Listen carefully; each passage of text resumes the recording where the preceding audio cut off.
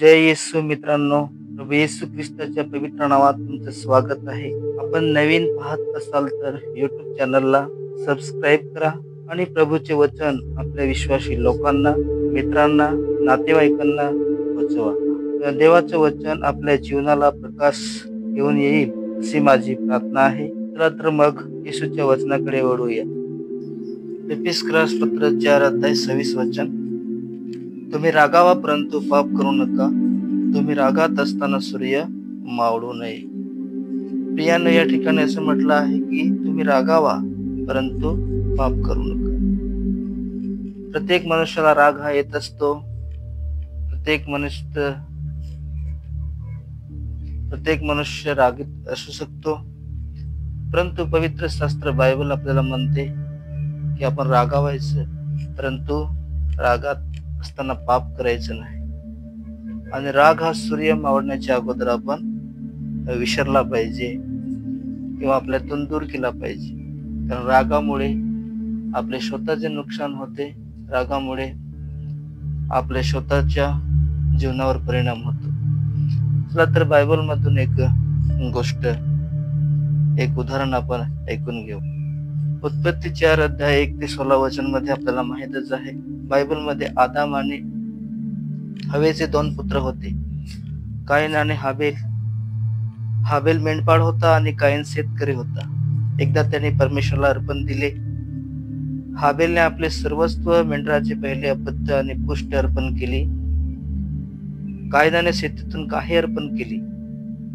परमेश्वर हाबेलचे अर्पण स्वीकारले, पण काईनाचे अर्पण त्याला आवडले नाही. त्यामुळे काईनाला खूप राग आला.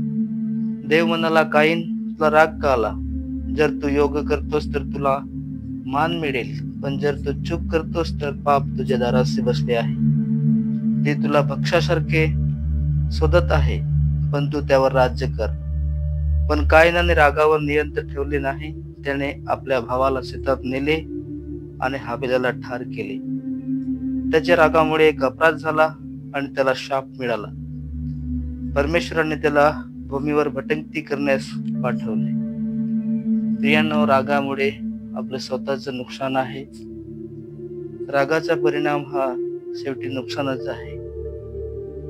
म्हणून आपण कोणीही रागावायचं नाही आणि रागावले असताना सुद्धा आपण पाप करायचे नाही. तर एक आपण बाहेरील गोष्ट ऐकू. एकदा एका लहान मुलाला खूप लवकर राग यायचा. त्याचे वडील खूप चिंतित होते.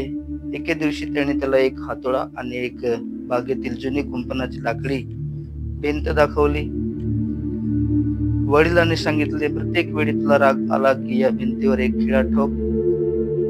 पहिल्या दिवशी 30 खिळे ठोकले.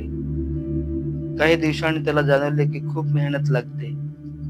तो हळूहळू राग कमी करायला शिकला. शेवटी असा दिवस आला की त्याला एकही किडा ठोकावा लागत नाही. तेव्हा वडिलांनी सांगितले, आता जेव्हा तुला राग न येता शांतता राखता येईल, तेव्हा एक एक करून ते खिडे काढ. मुलाने तसं केलं. शेवटी भिंतीवर अनेक छिद्र राहिली. वडिलांनी नम्रतेने सांगितले, मुला, तू रागावर मात केलीस हे खूप चांगलं, पण लक्षात ठेव, रागाच्या शब्दाने जरी सणात दुखावलं तरी त्याचे गहरे ओरखडे मनात राहतात. ही भिंत त्याचे रूप आहे. प्रियांनो, आपण कोणीही रागावायचं नाही आणि रागामध्ये असताना पाप करायचं नाही, कारण रागामुळे आपलं स्वतःचं नुकसान आहे. धन्यवाद. या वचनातून प्रभू येशू ख्रिस्त आपणास भरपूर आशीर्वादित करो आणि या वचनाप्रमाणे चालण्यास तुम्हाला शिकवो. आमेन.